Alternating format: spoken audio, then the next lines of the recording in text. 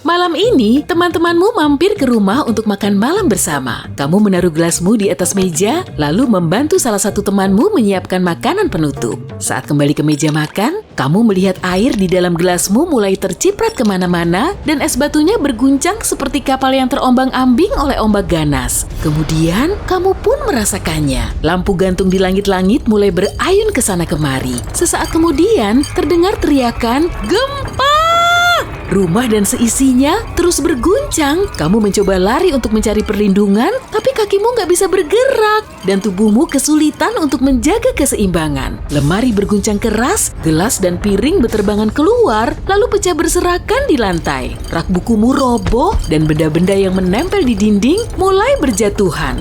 Kamu merunduk di bawah meja makan, mencoba menghindar dari pecahan piring. Iya, betul. Kamu memang pernah merasakan gempa sebelum kejadian ini, tapi nggak sekuat ini. Saat kamu mengecek ponselmu, nggak ada sinyal. Jelas saja, otakmu masih mencerna kejadian ini secara samar-samar. Suara jeritan itu terus mengeras, kemudian seisi rumah seketika runtuh.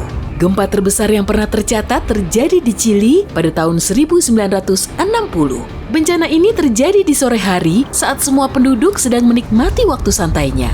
Kekuatan gempa yang bisa menimbulkan kerusakan serius dan menyebabkan kehancuran harus mencapai setidaknya 7 skala Richter. Sedangkan gempa di Chili mencapai 9,5 skala Richter. Wilayah ini berada di kawasan cincin api, yaitu area vulkanik dan seismik paling aktif di dunia di sepanjang lingkar Pasifik.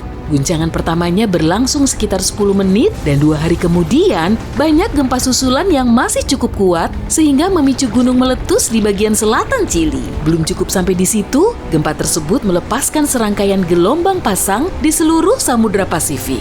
Bahkan di beberapa tempat mencapai ketinggian lebih dari 25 meter. Gelombang dan gempa bumi itu sangat kuat dan dampaknya bisa dirasakan sampai Hawaii, Jepang, dan Filipina. Kerugian materi akibat bencana ini diperkirakan mencapai 7 miliar rupiah pada tahun 1960. Banyak orang kehilangan tempat tinggal, infrastruktur juga banyak yang luluh lantak. Sejauh mata memandang, cuma terlihat bangunan roboh dan reruntuhan di sana-sini. Para ilmuwan memperkirakan gempa bumi ini sangat kuat hingga menggeser poros bumi dan membuat waktu kita 1,26 mikrodetik lebih singkat. Waktu yang gak seberapa lama ya, tapi coba bayangin deh, satu bencana alam pun bisa loh membuat waktu di bumi bergeser. Kota-kota di pesisir rata dengan tanah. Banjir juga semakin meluas, perekonomian sudah pasti terpuruk. Menurut penelitian, kalau gempa bumi ini terjadi saat ini, kerugian material yang ditimbulkan bisa mencapai lebih dari 280 triliun rupiah. Lalu, apa yang akan terjadi kalau gempa bumi dengan kekuatan 2 kali lipatnya tiba-tiba menghantam kita? Kemungkinan efeknya akan lebih parah. Gelombang pasang tidak cuma menghantam pantai Jepang dan Filipina, tapi juga akan melewati Tiongkok, Korea, Vietnam, bahkan Australia. Diperkirakan tingginya akan jauh melebihi 25 meter. Bisa jadi 2 kali lipatnya, atau setinggi 8 ekor jerapah yang ditumpuk jadi satu. Penduduk pesisir juga pasti akan melihat gelombang ini, dan kalau air sampai surut ke tengah laut, ikan-ikan di dasar laut bisa terlihat. Kamu harus segera lari, karena kemungkinan besar tsunami sedang mendekat.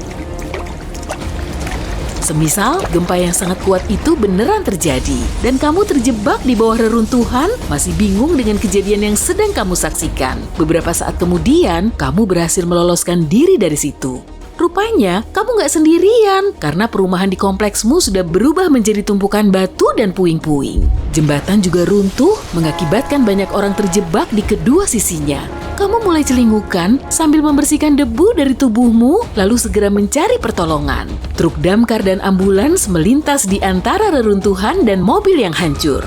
Saat kamu berusaha mendekati mobilmu, gempa susulan masih terus saja terjadi, dan tubuhmu terlempar ke trotoar. Karena semua menara sinyal seluler roboh, kamu nggak bisa menelepon siapapun. Lututmu gemetaran, tapi kamu berhasil melanjutkan perjalanan. Akhirnya, kamu berhasil sampai di mobilmu yang beberapa saat kemudian tertimpa bongkahan batu. Lalu penyok seperti kaleng minuman soda. Kamu pun terus berjalan dan akhirnya sampai di pusat kota. Kondisinya sudah seperti diobrak-abrik oleh raksasa yang sedang ngamuk.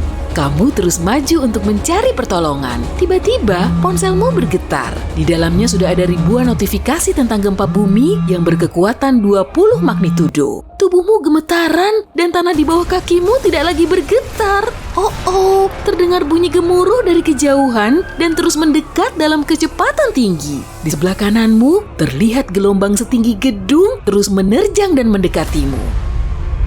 Setelah beberapa lama syok dan ngeblank, akhirnya kamu tersadar lagi, kemudian berlari. Kamu bahkan gak tahu harus lari kemana. Di belakang, tsunami terus mendekatimu. Sementara di hadapanmu banyak gedung luluh lantak, bebatuan dan beton masih terus berjatuhan.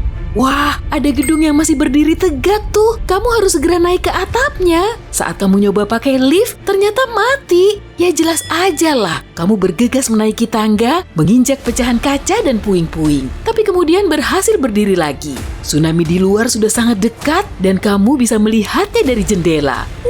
Hampir sampai atap. Tinggal beberapa anak tangga lagi. Kemudian, wuss! Air mulai masuk ke dalam gedung dan menarikmu turun sekitar 2 lantai. Dengan pandangan terbatas, kamu terus berenang ke atas. Tapi airnya justru menarikmu turun. Sekitar setengah menit kemudian, kamu berhasil berenang dan terus naik ke atap gedung. Setelah mencapai lantai atas, kamu segera menjatuhkan diri. Kamu pun selamat untuk sementara waktu.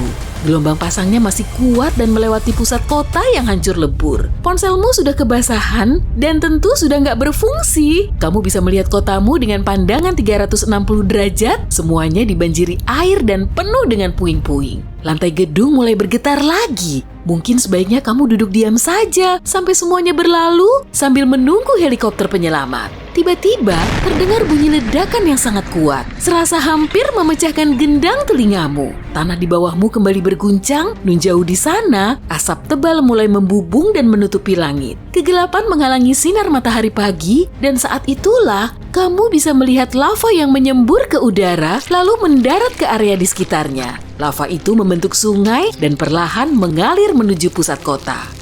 Dengan frekuensi gerakan seismik dan intensitas gempa bumi yang tinggi, lempeng tektonik di seluruh dunia telah bergeser sehingga magma terdorong naik ke permukaan. Dari dalam bumi, uap panas mulai memancar lalu mengenaimu. Magma mulai menyelimuti permukaan tanah, menerjang tiap mobil yang menghalangi jalannya, dan parahnya lagi, magma ini melelehkan fondasi gedung yang masih berdiri menahan terjangan gempa dan tsunami.